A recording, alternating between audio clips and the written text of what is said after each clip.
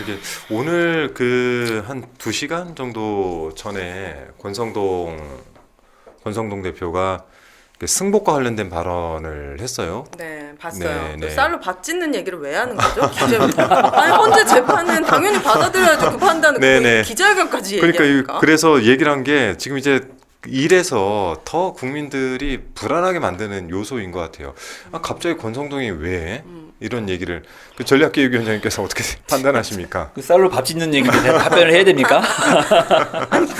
불안해하시는 분들이 계시니. 네. 근데 저쪽은 그동안 박쥐 생활 해왔잖아요. 네. 예, 낮에는 뭐 계속 윤석열을 아련하고 네. 그래서 구치소 면회하고 나서 그거 스피커 역할들을 하고 막 이거 계속 하다가 또 저녁에는 조용히 자기들 또 혹시 모를 네. 대선 준비하고 이렇게 네. 해왔는데 이제 석방되고 나니까 이제는 박쥐 생활도 힘들어지니까 지금은 뭐 대놓고 가서 그냥 뭐 기자회견도 하고 막 지금 농성도 하고 막 그러고 있는 거 아니겠어요? 네, 네. 네.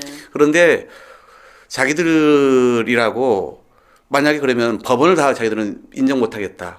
헌재 자체를 자기는 인정 못하겠다라고 공적으로 얘기할 수 있겠습니까? 그건 못하죠. 근데 저는 오히려 제가 이제 며칠 전에 낸 법 있잖아요. 네네. 오히려 거기에 대한 답을 정확히 저는 드려야 된다 생각해요. 제가 윤석열이 탄핵됐을 때 국민의힘 해체 저는 관련된, 윤석열을 꼭 염두에 두고 법안을 낸 건 아닙니다만 예를 들어서 내란죄와 외환죄로 네.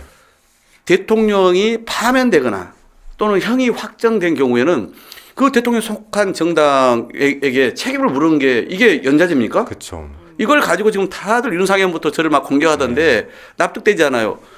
보세요. 과거에 통합진보당 같은 경우는 당대표도 아니에요. 네. 당내 일부 구성원들이 그런 모의 혐의를 했다는 것만으로도 헌법재판소가 정당 해산을 결정을 해버려요. 그렇죠. 근데 이것은 자기들이 대통령을 만들어요.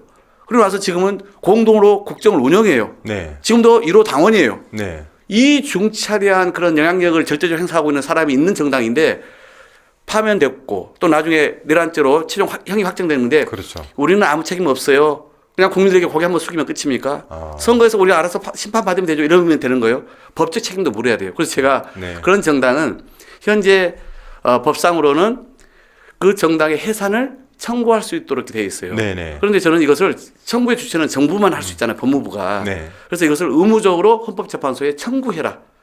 그러면 이제 헌법재판소가 이제 최종적인 판단을 할 거 아닙니까? 네. 그리고 그 파면되거나 형이 확정된 이후에 처음 있는 선거, 전국 선거에 네. 후보 내지 마라.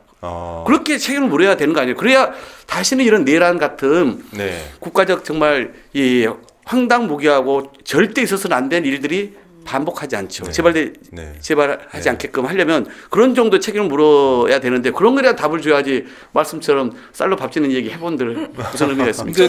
그러니까 국민의힘은 네. 지금 어쨌든 윤석열이 누가 봐도 명확한 위헌 위법적인 계엄령을 선포했고 거기에서 다 문제라고 이야기하시는 분들 국민의힘에 상당히 있는데 그러면 일단 출당 조치부터 먼저 시켰어야 되거든요. 그게 가장 중요한데. 네, 근데 여전히 국민의힘 1호 당원 윤석열은 그 엄연히 존재하고 있는 그런 상황이고 말씀하신 것처럼 굳이 그 법이 없더라도 이번에 대통령 탄핵이 되고 파면 조치가 내려지면 다음 대통령 선거에 국민의힘은 대통령 후보를 낼 자격이 없다 이렇게 생각을 합니다. 그럼요. 국민이 상식적으로 이렇게 생각하실 거라고 보고요. 네. 그 법령이 뭐 통과돼서 빨리 조치가 돼야 되겠지만 그 전이라도 다음 대통령 후보에 대통령 선거에 조기 기슬 대통령 선거에 국민의힘은 후보를 내서는 안 된다. 자격이 네, 없죠. 네, 솔직히. 저는 국민의힘 의원들이 이제 더 나아가서 이제 민주당이 내란을 일으켰다, 뭐 나경원 의원 같은 거 이제 약간 이제 더 넘어서는 음모론을 그 국회의원이 막 하고 있더라고요.